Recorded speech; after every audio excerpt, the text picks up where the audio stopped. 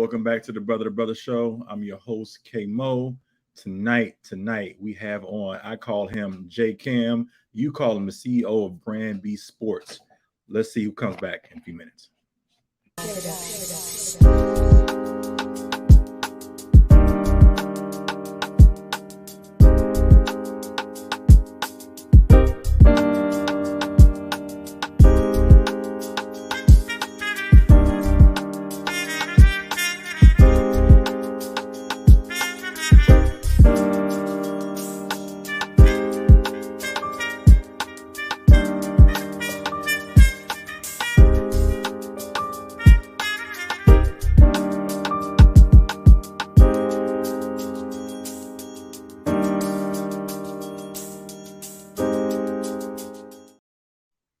Welcome back to the Brother to Brother Show. I'm your host, K Mo.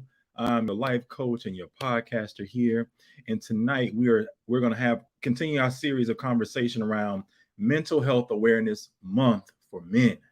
And so tonight I have on a good friend of mine, college friend of mine, somebody that we've talked for years, 20 plus years. And so I wanted to bring him on to talk about what he does as a man that deals with a lot of stress and how he relieves that type of stress. So we have no other than Mr. J Cam himself. Introduce yourself, please, and tell our listeners who you are. What's going on? Thank you for having me, Corey. I really appreciate it. Jason Campbell. I'm the CEO of Brand B Sports. We're a sports marketing agency based out of Chicago. We focus on helping athletes achieve their brand goals and their brand initiatives, whether it's in the community, on the court, or off the field, racetrack, and ice. We also provide social impact strategy for Fortune 100 companies. So I'm really happy to be here. This is something that's very near and dear to me, a passion of mine, and love to just kind of continue to share the caveats that we've been sharing with each other for 20 years, but now publicly. So, I'm really looking forward to the conversation. Yeah, man. Thanks for coming on.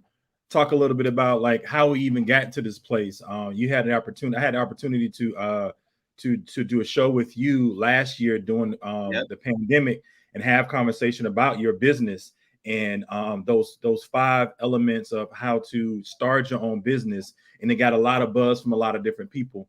And so I wanted to continue on because, you and I had this conversation about your business mindset and what you've been able to do, and you've been doing it so well.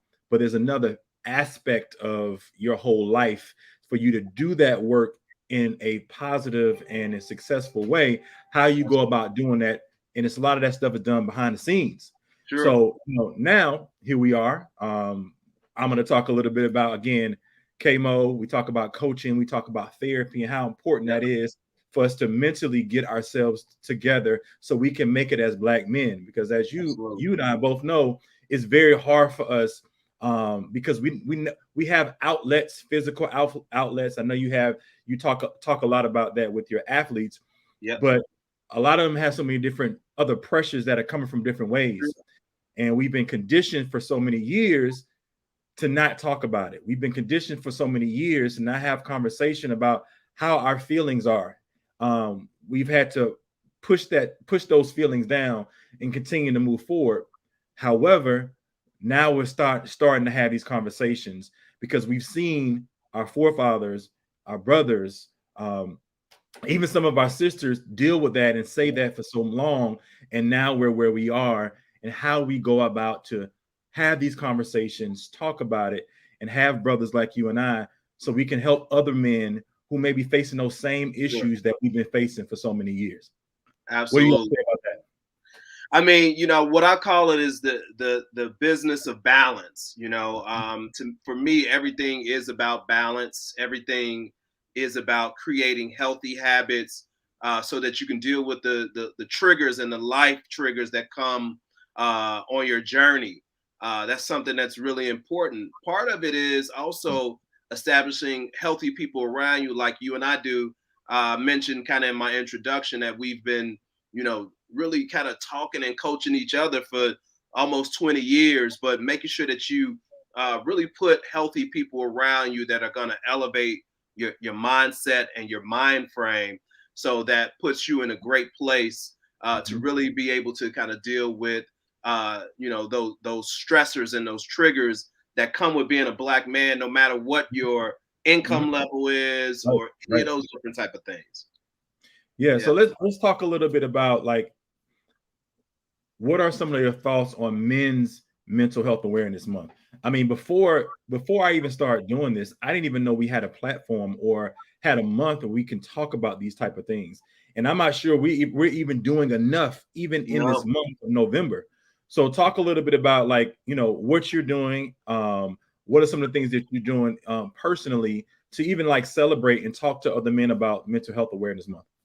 Sure. I mean, I think for me, mental health awareness is 24/7, 365. If you talk to any of the young people, particularly the young men that I coach and mentor, it's something that I drive home every day.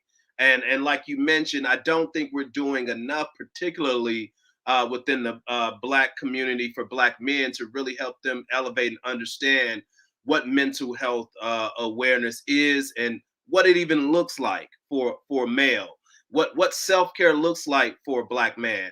How do you identify when you're going through those mental trudgings that exist? And that's something that's really important. So some outlets for me that I really try to extend to everybody is yoga and meditation and Mm-hmm. prayer and those different type of things. Really being in tune with who you are, but also therapy. That's still a stigma in Mm-hmm. our community, and it shouldn't be. I asked a young person the other day who's doing extremely well. They reached out to me about life coaching and being a manager, and I Mm-hmm.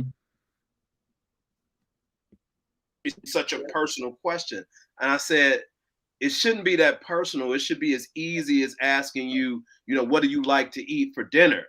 And Mm-hmm. I said, you reached out about life coaching and management. Well, that's a part of it Mm-hmm. because you reached out because there was a void in direction as it relates to where you're trying to go. And they kind of let their guard down. I was like, man, I'm so glad that you shared that with me because I was on the defense and I shouldn't be. So that's a part of this conversation that we're having right now that we want to extend to the younger brothers and even the brothers that are older than us that are Right. carrying around so much of the weight of the world with them. And I think that it's our age range and the guys who we kind of grew up with, we get it because I think there was some level of education that was brought upon us. Our fathers and our grandfathers don't get it because they're kind of in that in between. And I would even say that we're kind of in that in between and Mm-hmm. still trying to figure it out because we both can remember when there was no health. When you talked about health, are you eating right? Are you working out? And that was it. There was Yep. no mental health. If that was a thing, it was done in other neighborhoods or it was done with women. Yeah. But for Black men, especially when we're talking about this and men of color, it's just the thing that we're continuing to have these conversations around. Hey, man, like to even have conversations around what's going on with you, how you feeling today. Sure. How was your day? How You know, was your day? how was your day? I mean, I even got to the place where people ask you, "Good morning, how are you?" I'm good, but how are you feeling? Yeah. Because during my coaching training, we talked about instead of just doing that, asking somebody how they feel, because that's different and it almost has you thinking about how do I feel? Yeah. So I started having those conversations with brothers of mine and even people that I network we can talk to. How are you feeling? Because that's the genuine thing that most of us men don't get a chance to elaborate on, even say Yeah. how we feel. So what Yeah. about that? Like when it goes to, again, we're still talking about this month, what are some of those examples that you may have shared with other people that you work with? Yeah. I think that, that's something that is so important what you just pointed out. Like how you're doing is kind of like Mm-hmm. a question like how am I maintaining Mm-hmm. through surviving this issue Mm-hmm. or this trauma that I'm existing in right now. How I'm feeling is a totally different conversation, about what your feelings are as it relates to what you're going through in that particular moment. And so, that's something that's important, but it's a level of vulnerability that we don't have the luxury as Black men to express. And Right. that's something that you and I have been working tirelessly on changing that conversation. But especially with the younger kids that are coming up, make sure that they're able and feel freer to be vulnerable and express how they're feeling with anything that they're going on, you know. So I think that that's such an important piece of this whole conversation with Mental Health Awareness Month. I almost feel like we need a Black men's Right. Mental Health Awareness Month Right.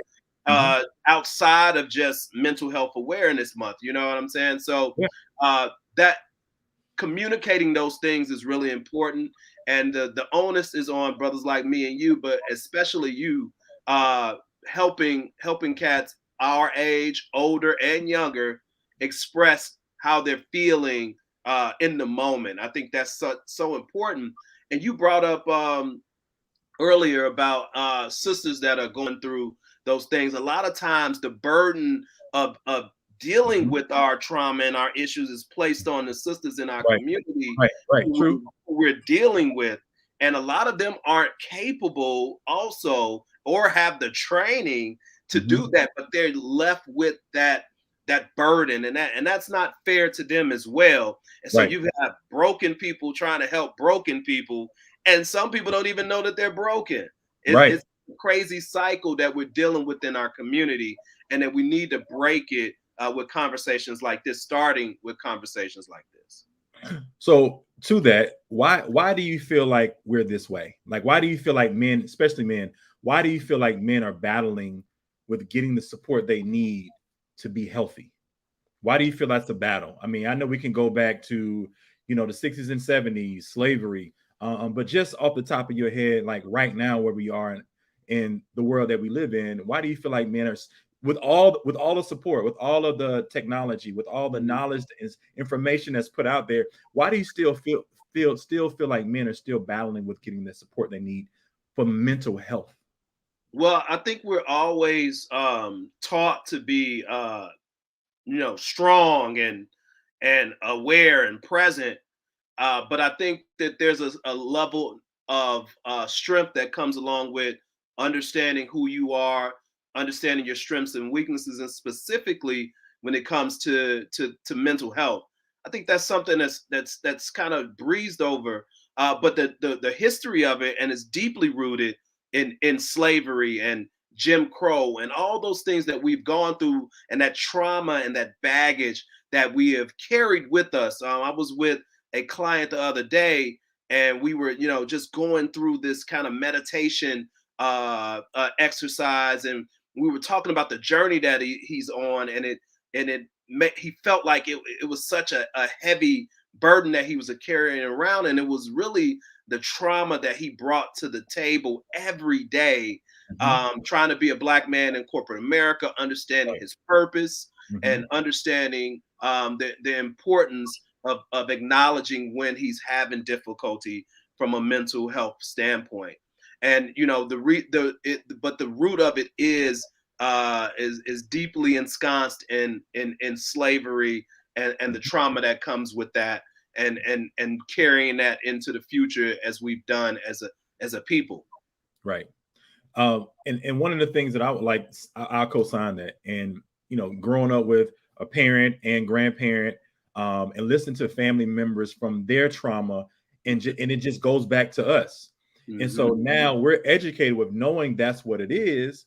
Why do you feel like men who are educated, men who have 401ks, who are at the forefront of their communities in some type of way, still struggling with going to therapy, with getting life coaching? And so, one of the things that I like to speak upon, even if you've had therapy before and you don't need that touch up with therapy, you and I both know as coaches, you still need somebody to help you get through certain things. Absolutely.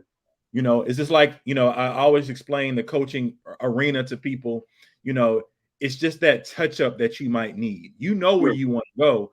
we're Sure. just help we're just helping you so you won't lag another 2 years or a year mentally checking yourself out. And Yes. so that's one of the things that you spoke about when we had our podcast. Yep. I asked you, I said, how many times have you told yourself, do I really want to do this? Yeah. You know, and so what was that going into?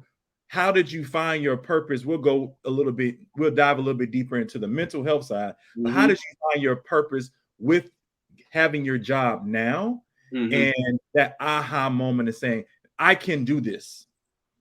I Yeah. can Yeah. I think that, you know, mentally.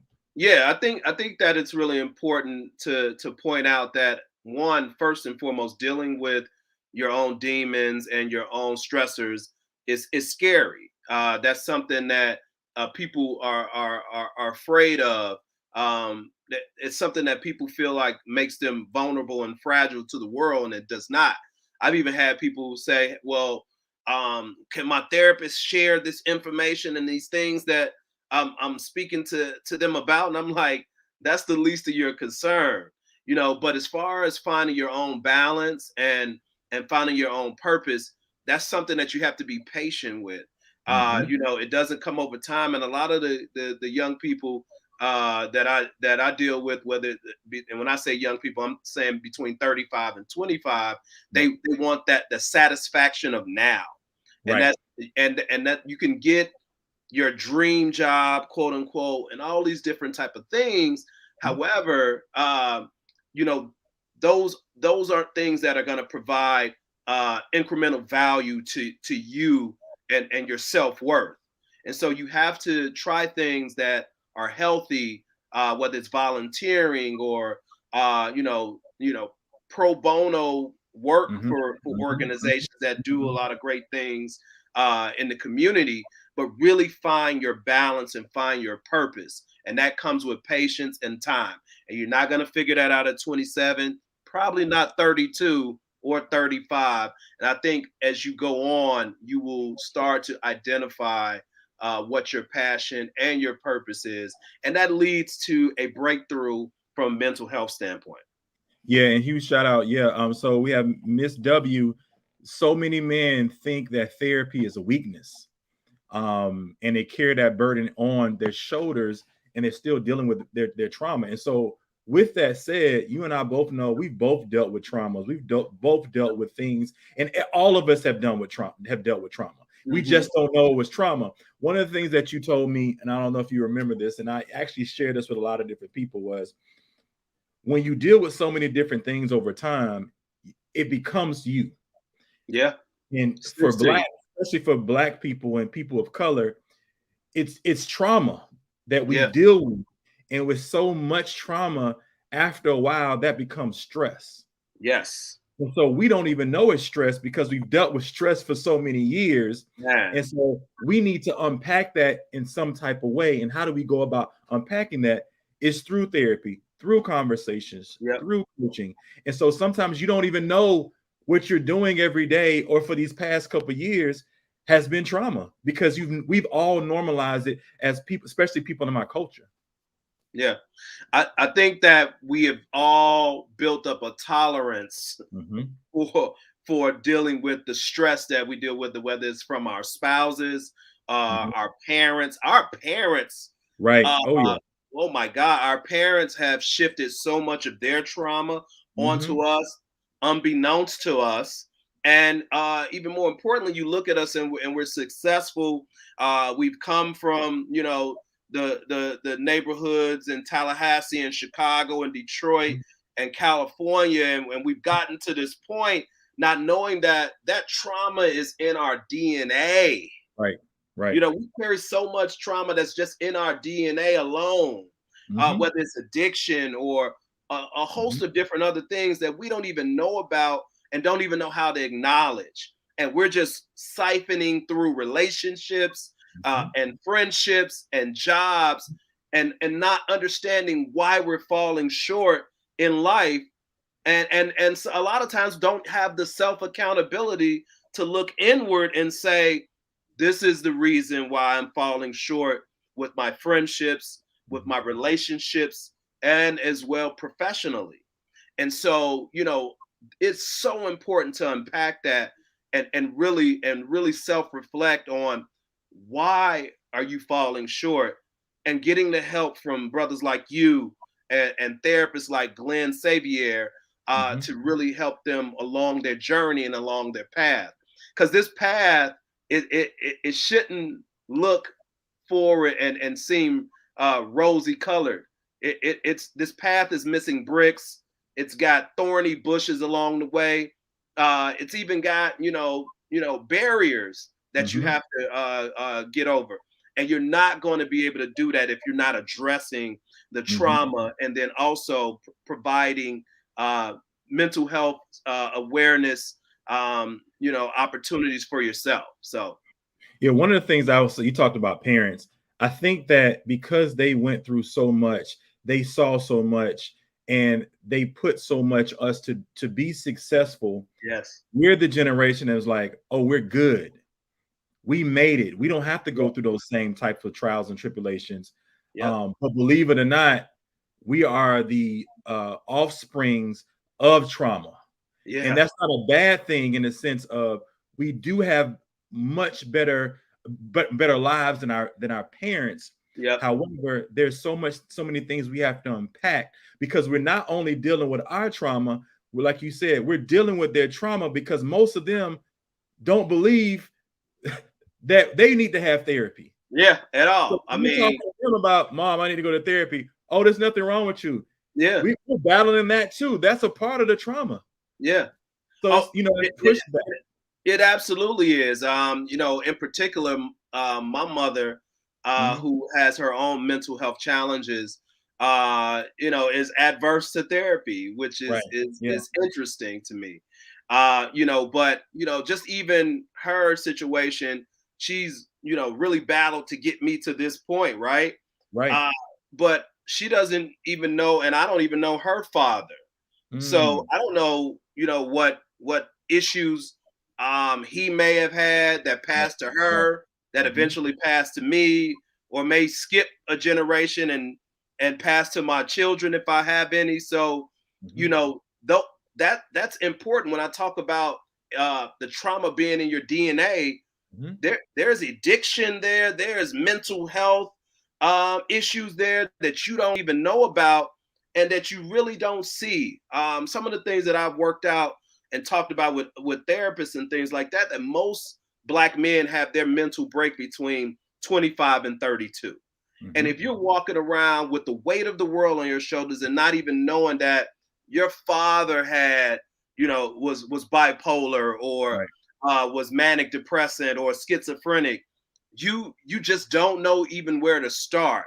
And so that's something that we have to do a better job of. But even as friends of brothers and sisters going through those challenges, is not just dismiss it as everybody's stressed, but really engage them, and hearkening back to your point of not just saying, well, how you doing today, but like, how you feeling?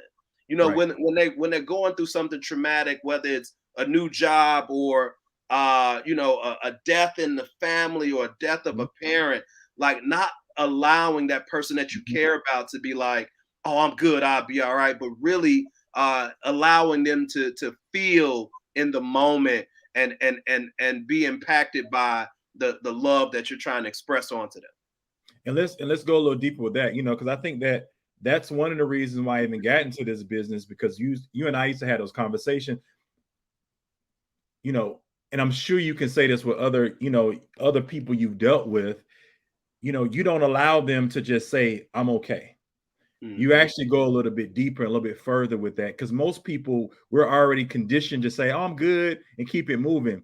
I think we have to have more people saying those type of things and stopping to ask those questions, because it is a cultural thing with us to say, I'm good. Because it is a sign of weakness to say, I'm not good. Or if the person is really wanting to know what's really going on with me. So the next question I want to talk about is, what do you do to relieve your daily stress? And I know that you and I both are big travelers, and we've traveled all to different places. And I've always gotten the question, oh, you travel by yourself, or this, that, and the third. I'm like, yes. And Yes. it's always odd to people because, as a people, Yeah. for the last 10 years, we've been able to travel. Again, I think we've been blessed from Yes. our parents to be successful enough to be able to go outside the country. That was not heard of for my mom and their No, generation. not But at for all. us to do that and expose ourselves to all these different types of things, I think it's phenomenal. Yeah. However, the vacation you need is you need another vacation when you get back from the vacation. Sure you do. I Yeah. always tell people, why am I going on this vacation? Is to relieve stress. Yeah. Is to not have to take another day or two when I'm away to relax, to Yeah. think about, to reflect. Yeah. That's what I use vacation for. And a lot of Mhm. people look at me crazy. Majority of people look at me crazy when I Sure. actually tell them that because they don't believe me. Because Yeah. most people don't use those vacations as that. It's always fun and stuff like that, which I Party. think in partying, where I'm like, you're in an island where it's to me, it's my safe space Yeah. to be in. Absolutely. So talk a little bit about your travel, and Yeah. also let's go right into your daily stress relievers. Sure. Absolutely. I mean, so my daily stress relievers are connected to travel. I have been fortunate enough to be able to travel to 67 countries. I got bit by the travel bug very early at 17 when we went on our class trip to Mexico, and I kind of haven't looked back since. One of my favorite countries is Thailand, which is where I got certified to teach yoga. Now, I've been doing yoga for 10 years, but it wasn't until like 3 years ago that I got certified in Thailand to actually instruct it. But it wasn't till the pandemic last May that I started to actually activate the instruction piece of it. And it's a mixture of yoga, so vinyasa yoga, as well as life coaching and business mantra and business mentoring and just providing a mindset for you to go out and get to whatever it is that you're trying to achieve. And I do it daily. And the last, I would say, year or so, I've been actually traveling with my yoga mat. And I do yoga everywhere in the world. I've probably got about 30 yoga mats across the world. And shout out to Gaiam, which is a Mhm. huge partner with us and provides a lot of the yoga props Mhm. and things like that. And I think that it's really important for Black men to tap in to yoga because it really provides that balance that I talked about earlier. And if you don't have any balance, then there is no business. And Right. you really push yourself Mhm. to achieve your deliverables and Mhm. your KPIs and all the hot words and hot button topics that we talk about on LinkedIn. But as I talk about on LinkedIn, there is no business without the balance. And yoga really is a microcosm of life, and meditation is a microcosm of life. And that's something that is important because life is about balance, and Mhm. so is yoga. And again, I just want to repeat to everyone that's listening, there is no business without balance. And so Mhm. we all need to find out and find outlets in addition to yoga that are healthy, that allow us to disconnect, even if it's just for 30 minutes. And so that's something that I do. The meditation pieces are important. The self affirmations is Right. so important because Corey, as you know, in this entrepreneurship space, man, there's a lot of self doubt that comes Mhm. with it. There's a lot of lack of support from people that love you to death. And Right. and so you have to have a space where you're consistently reminding yourself and Mhm. loving yourself enough to continue to move forward no matter what the storm provides. Yeah, absolutely. I mean, I think we all are confident individuals, especially brothers and men. But we do get that because a lot of times I feel like, especially certain type of men, people never ask you how you doing Yeah, because they expect you to be okay. The way you look, the way you dress, and how you move, they'll ask you, but really stop you and have those conversations. sure. So we have to find an outlet. And so outside of just working out and just, trying to eat healthy and things of that nature. That's Yep. one of the aspects that we kind of grew up Those are on. important. This balance between that is also like just sitting still. Absolutely. Sometimes I just sit still, Yep. even when I go out of the country, I try to read too, and read books that allow me to motivate, encouraging. One of the somebody asked me how I got into this space years ago, and how are you able to be so I would say balanced with all the things I had going on. For one, I would say prayer. Yep. And the second piece to that is really reading a lot of self-help books. Mm-hmm. And at 25 years old, I don't know a lot of 25-year-olds reading self-help books. Right. However, I really tapped into it because it was actually reinforcing what I already knew.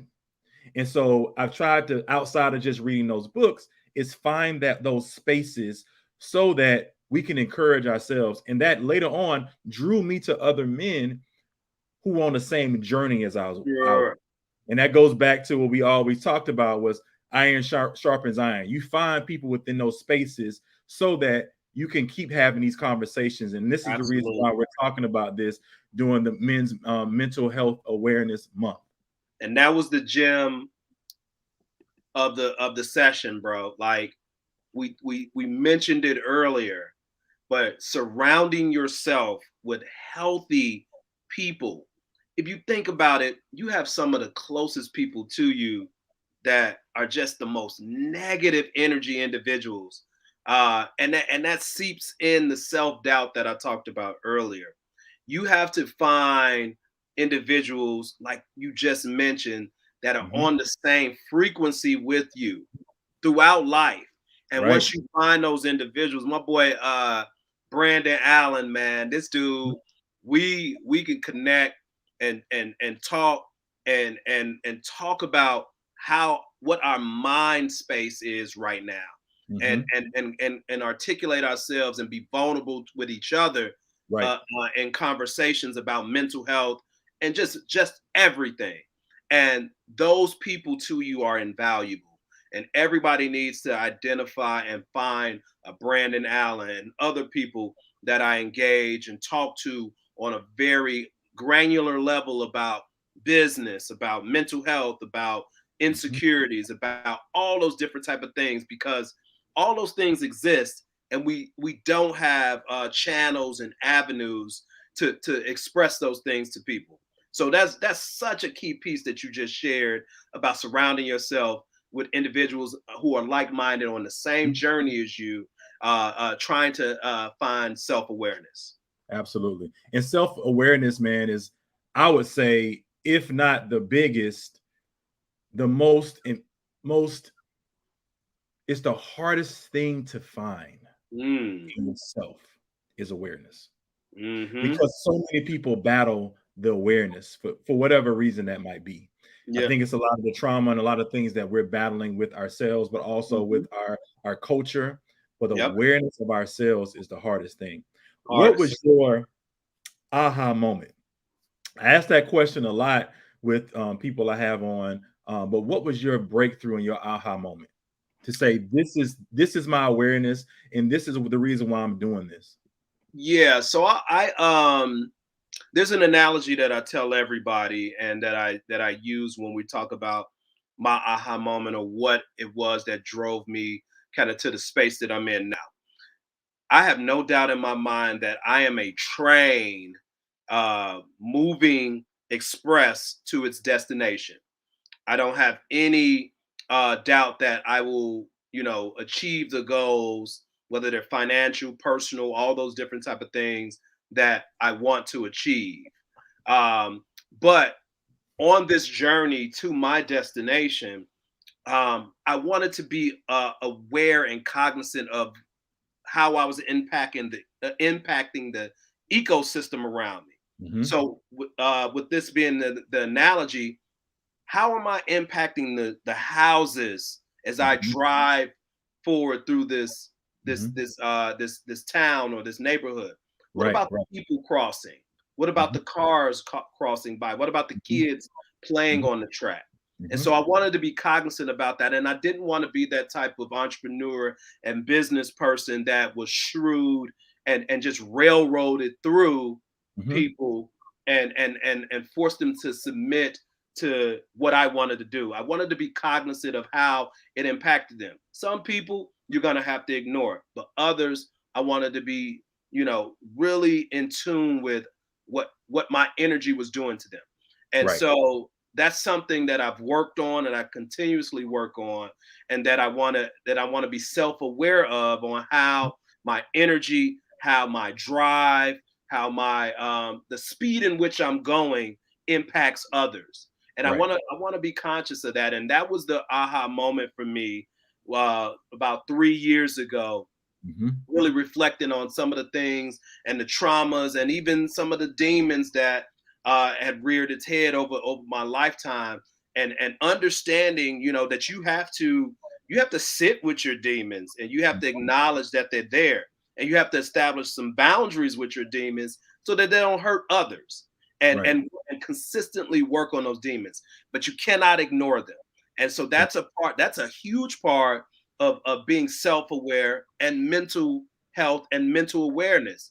What are your shortcomings, and acknowledging how they impact others, and then truly working on making sure that you establish boundaries with yourself so that they don't hurt other people.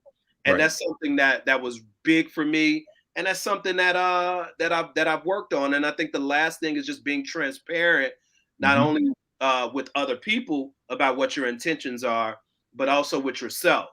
And don't have a problem with being intentional about doing business, or even in your personal life. State what it is that you want, and it's up to that person to adjust to what you're doing or not. And so that's kind of my moment, and kind of what drives me to this day, to be able to really expound and expand on teaching these things to other people. Yeah, I think that for me, my aha moment was, again, just hearing so many people know I got the Brother to Brother show is just what it is with the podcast and the show itself. But the other part was having a knack for helping others, having a knack to talk to young people, having a knack to talk to other brothers like yourself, and for us to have this conversation. I think I was tired of when I was talking and we would have the conversations, and the conversation was just stop after that. Meaning, after the conversation on the phone, there was nothing else happening. And so I think I got tired of just having a conversation and knowing that this is something that in our community we have an issue with. Yeah. And I'm like, how can we do a better job with not just having a conversation with you and I, but also pushing that on other men and making it a norm. And I think you've seen YouTubers over time, especially during COVID, and a lot of other brothers are coming out and having these conversations. But I wanted to make sure that, for one, it came from my DNA. That's why, for sure, I call my business Tomorrow's Men, because that's the organization that my mom founded in the 80s. I'll talk about that and what it did for those young brothers, and that being in my DNA, having conversations with them and carrying it on and pushing. That's why it's called Tomorrow's Men. So we can move forward and have these conversations with other men. And a lot of times, again, for women to understand us too. Yeah. So many years we've had to kind of like understand women and what they go through, and know that they're nourishers and carers, and they've had their own struggles. But a lot of times I feel like they've lost what it is for who we are. And so to have these platforms to talk about them, and so that they can so we can continuously not be pushed apart, but bring us closer together. You're on the same page. Absolutely. Yeah. And so the last thing is then again goes back to, what should people do now? And how do we support them? And so again, my business is life coaching, having conversation with men and women. And we're going to be putting up some things. My brand manager is going to be putting some things up on social media to talk a little bit about how you get in touch with us. And it comes on right after this show. Just really promoting and to get making sure that it's affordable too. You know, we pay all this money to go on trips and to do these other things, but we don't even invest enough money in ourselves. And and it's very affordable. You know, $100 here, $200 there, and people spend that on shoes. Yeah, but they don't spend it on themselves, the inside, and so how they can make themselves better. How can they reach out to you with your yoga business and for them to be able to be a part of that if they want to get to do yoga a little bit more? What do they do to get to you? Well, you bring up a great point from a self-investment standpoint. That's something that's important and that I really push. I was just talking to a brother, and he was like, well, you know, yoga and therapy and life coaching is not exactly the cheapest thing. And I was like, well, how much has your trauma cost you? Right. And he just paused like, dang, a lot. And so invest in yourself now and ridding yourself and making sure that it's you know, that your traumas are manageable, your demons are manageable, so that it doesn't cost you long term. From a outreach standpoint, I've been doing a lot of work with sports teams, and we're going to be launching some initiatives with Google and Amazon and a few other platforms to allow their employees to take advantage of the yoga services as well. And so anybody can reach me at Cama CEO, that's CAMA CEO. And if you ever want to do a yoga session, I do virtual yoga sessions for tech executives. So if you're on the executive level, I can do a virtual for you. I also fly in to do an in-person once a quarter. And then we can just talk about kind of what that price structure looks like. If you are a coach of a team and you are in Chicago or wherever, and you want us to come in and do a session, we can talk about that as well. At the end of the day, it's about, you know, it really exposing people to self-awareness and being in tune with your inner self. And once you have that connection with your inner self, that love for yourself, then you can go out and love others. And then and not until you establish that inner peace with yourself will you be a suitable spouse or significant other to anyone, and even a parent. And so those are things that I like to really push home to educate and to help people achieve for themselves. So that's my kind of my mantra, if you will. Thank you so much, man. You know, again, our schedules has been going back and forth for so long, but I appreciate the time you set aside to have this conversation with me. I know we'll have it offline. I know we'll continue to have these conversations to build a better tomorrow for our men and women, so we can bring each other closer and not keep pushing us apart. And so again, you can find him on put it back up again at Cam CEO. At Cam CEO. Check him out. Thanks again, brother. I'm your host, K-Mo. Until tomorrow, actually, we'll see you tomorrow. Thank you, listeners and viewers, for coming onto the show. You can find us at tomorrowsmen.com, on Facebook at Tomorrow's Men, and on Instagram at Tomorrow's Men. Please click and subscribe to the button below. I'm your host, K-Mo. Until we meet again, know we love you, work with us, be with us, and know we're coming from the heart. Peace.